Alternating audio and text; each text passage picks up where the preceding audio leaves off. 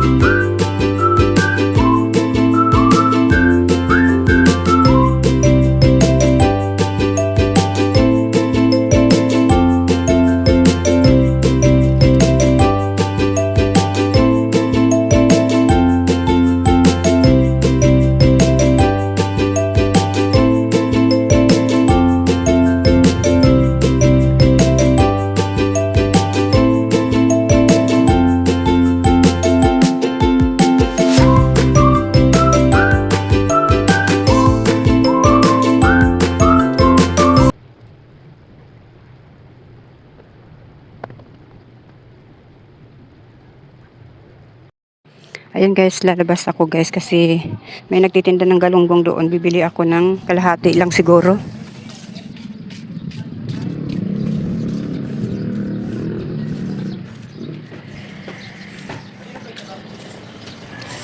Wow, sexy.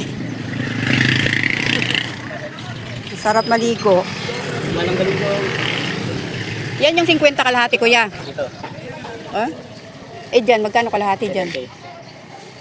78? 70. 70? 50. Halagang 50 lang din ako. Kaya nga, ito lang pera ko. Ito lang ang pera ko eh, kaya tama na 50.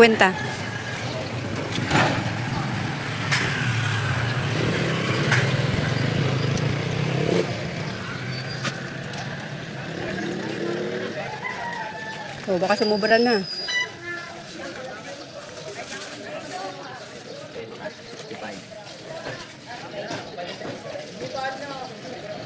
53.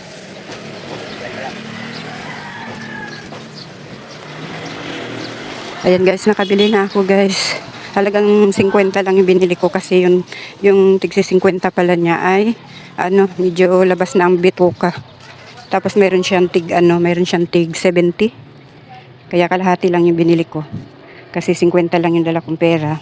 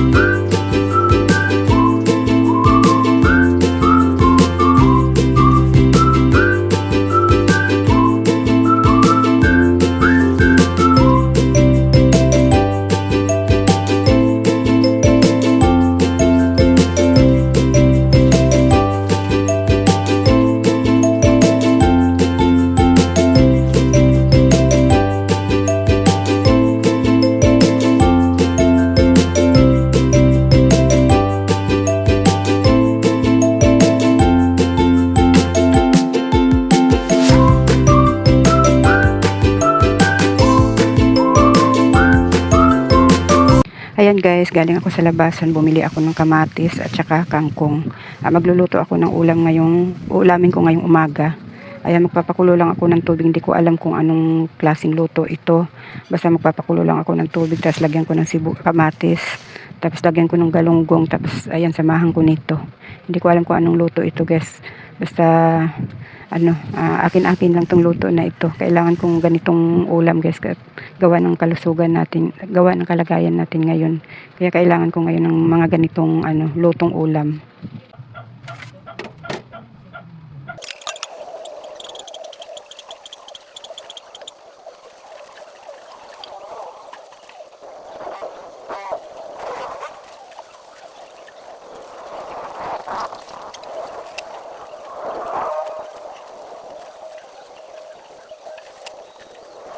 Medyo hindi maganda yung nabili kong yung kangkong. Maraming hindi na maganda kaya kunti lang yung nakuha ko. Ayan. Kunti lang yung nakuha ko guys. So. Kasi parang hindi na maganda yung kangkong na nabili ko. Ngayon ibababad ko muna siya sa asin para mamatay yung mga uod-uod.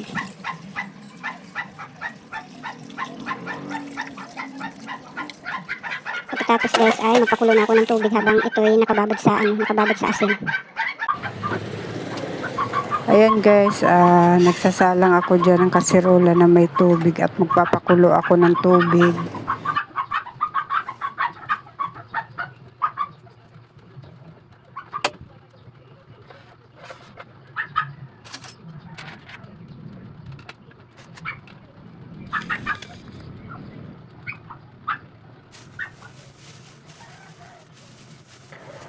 Ayan, bago ko gayatin yung kamatis at saka sibuyas, sinugasan ko muna yung kamatis.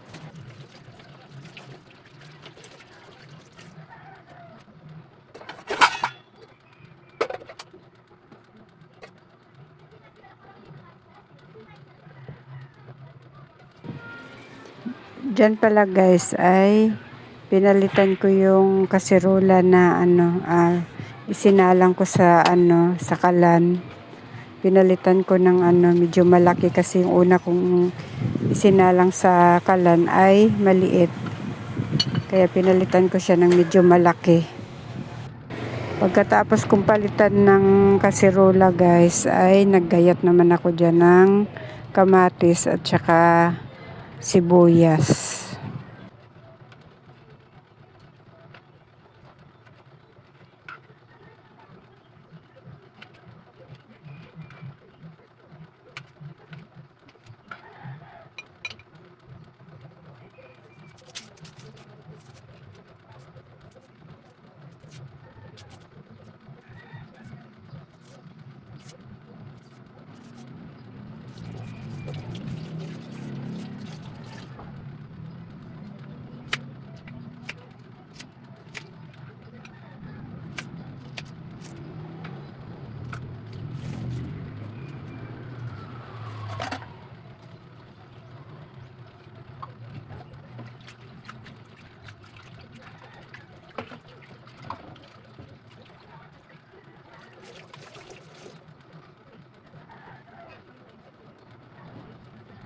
Ayan guys, sinihintay ko lang na kumulo tong tubig. Pagkakulo niyan ay ilalagay ko tong sibuyas at saka kamatis. At saka maglalagay ako ng 3 galunggong lang kasi yung iba ay ipapaksiw ko. Ayan, malapit na maluto ay makulo yung tubig. Kumulo na yung tubig kaya nilagay ko na dyan yung kamatis at saka sibuyas. Tapos nilagay ko naman dyan yung galunggong. Huli ko nilagay dyan ay yung kangkong.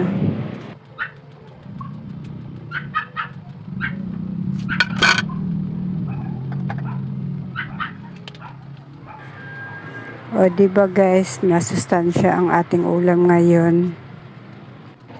Pero hindi ko alam guys kung anong tawag dyan sa luto na yan na ginawa ko.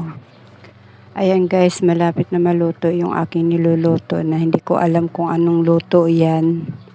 Ayan, tinimplahan ko na yan ng asin at saka aji. Ayan guys, luto na yung aking ulam na niluto. Ayan, kain na tayo guys kasi mag-aalas 8 na. Kailangan na natin makainom ng gamot.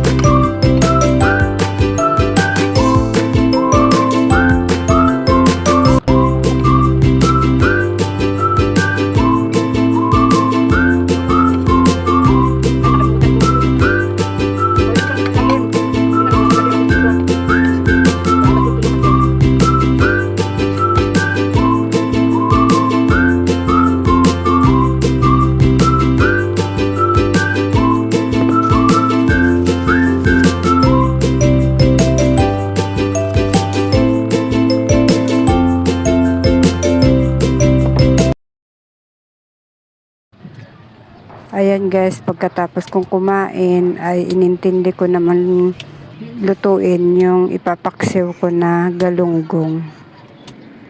Ayan, nagdidikdik ako dyan ng bawang.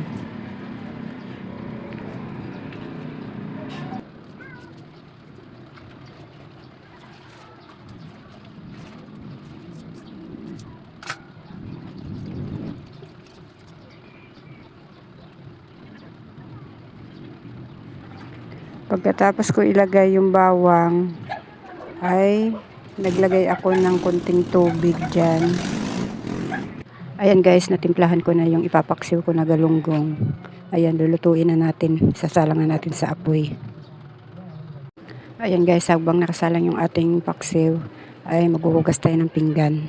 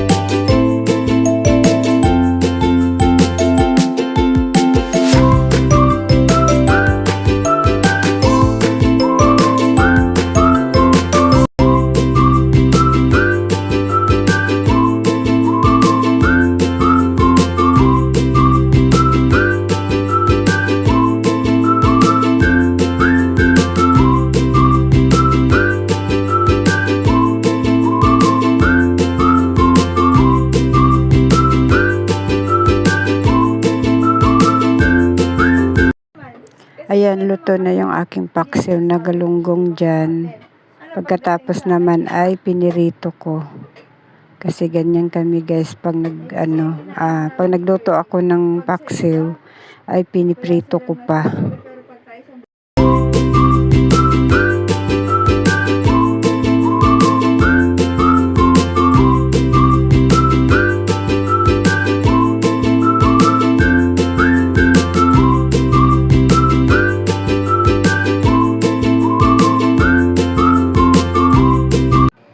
Ayan guys, nagwawalis ako dyan sa bahay namin kasi dyan ako matutulog kasi yung aking alaga na 10 years old ay may kasama siya ngayon sa bahay nila kasi umuwi yung tatay niya.